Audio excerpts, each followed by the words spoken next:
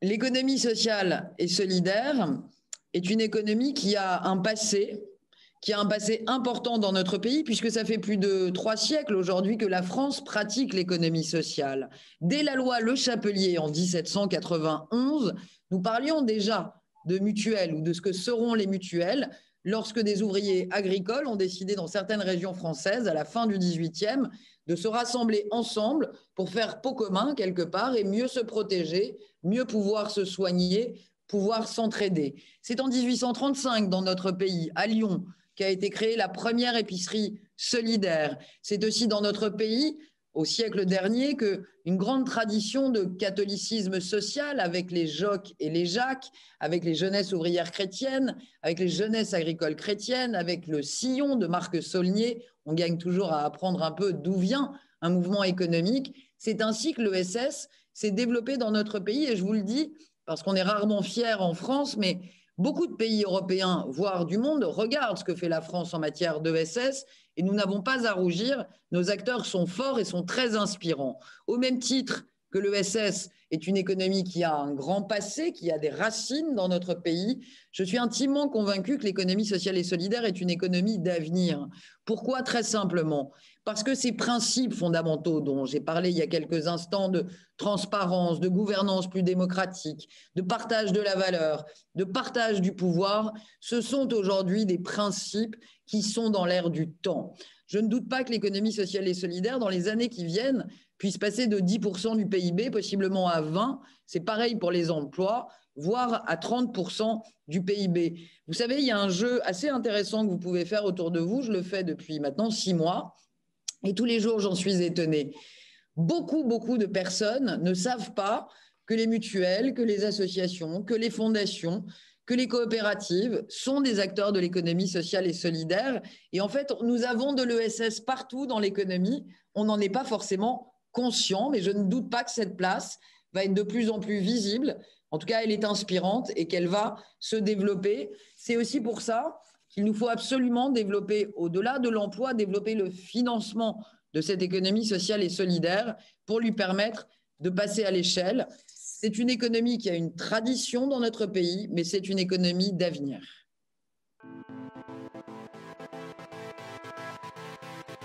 Ça fait plusieurs années maintenant que les grandes entreprises, les grands groupes, mais aussi les entreprises de taille intermédiaire ont très bien compris l'utilité, l'intérêt de l'économie sociale et solidaire, pas que pour leur communication, soyons clairs, pas uniquement pour valoriser leur bilan de responsabilité sociale des entreprises, non. Pourquoi? Parce que l'économie sociale et solidaire, elle apporte des garanties d'engagement, des garanties de sérieux, des garanties d'impact aussi, que n'auront pas, en tout cas que n'ont pas aujourd'hui, les entreprises traditionnelles. Pour moi, l'enjeu, c'est véritablement d'établir des passerelles, d'établir des synergies entre l'économie traditionnelle et cette économie sociale et solidaire, mais surtout, je dirais, en faisant en sorte que chacun reste authentique.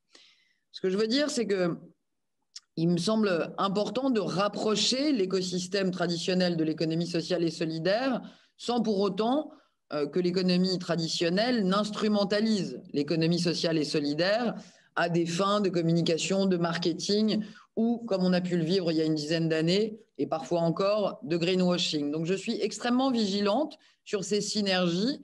Synergie, oui, et 3 fois oui. À moi de les encourager. C'est aussi ce que je fais avec les contrats à impact, où une entreprise tout à fait traditionnelle peut répondre à un contrat à impact. C'est aussi ce que je vais faire avec la finance à impact, où je vais prendre des initiatives dans les prochaines semaines et prochains mois. Pour autant, dans cette coopération, il va falloir qu'on la fasse vivre. Ça peut prendre la forme, je vous l'ai dit, des contrats à impact, mais ça peut prendre aussi des formes plus innovantes sur lesquelles je travaille actuellement, comme par exemple des joint ventures sociales. On travaille sur ces sujets-là, sur le mécénat de compétences aussi. Je pense qu'on a encore des choses à pousser, des choses à faire. Énormément de salariés des entreprises traditionnelles ont envie d'en faire. Énormément de dirigeants ont compris l'intérêt du mécénat de compétences. Et soyons clairs, les acteurs de l'économie sociale et solidaire ont besoin des compétences et des talents qu'il y a dans l'économie traditionnelle. Donc, il y a beaucoup de synergies encore à développer. Synergie, oui. Authenticité et réciprocité, 3 fois oui.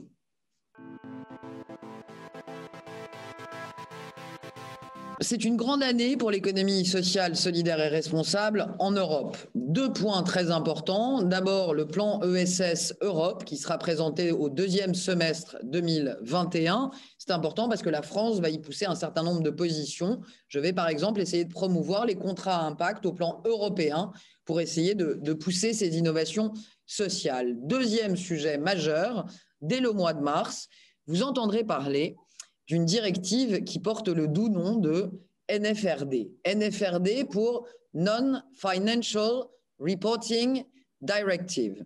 C'est la directive sur le reporting dit extra-financier.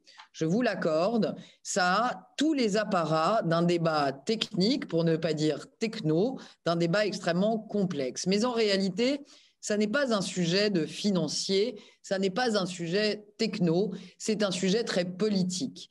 De quoi parlons-nous avec la révision de cette directive NFRD?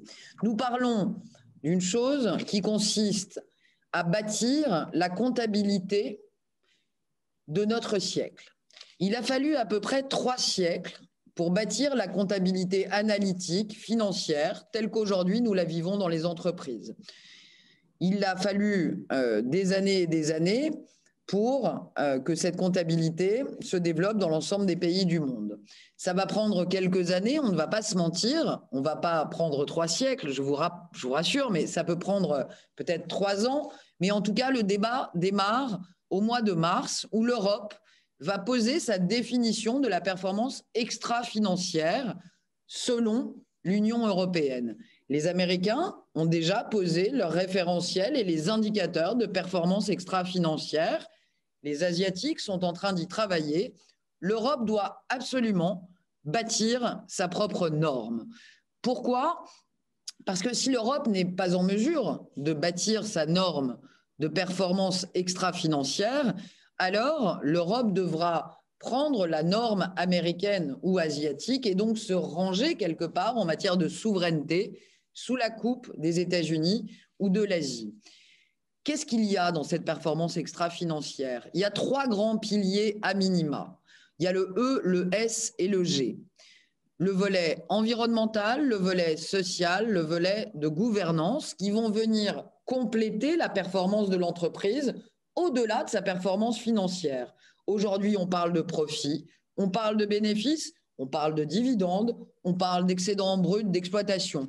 Tout ça, c'est la performance financière. Mais aujourd'hui, ce qui intéresse les citoyens, les épargnants, mais aussi les acteurs financiers, c'est d'investir dans des entreprises, chez des acteurs économiques qui, au plan de l'extra-financier, au plan environnemental, social et de gouvernance, ont aussi une action responsable. Et donc, on est en train de bâtir quelque part ce qu'on appellera, je pense, la performance globale des entreprises.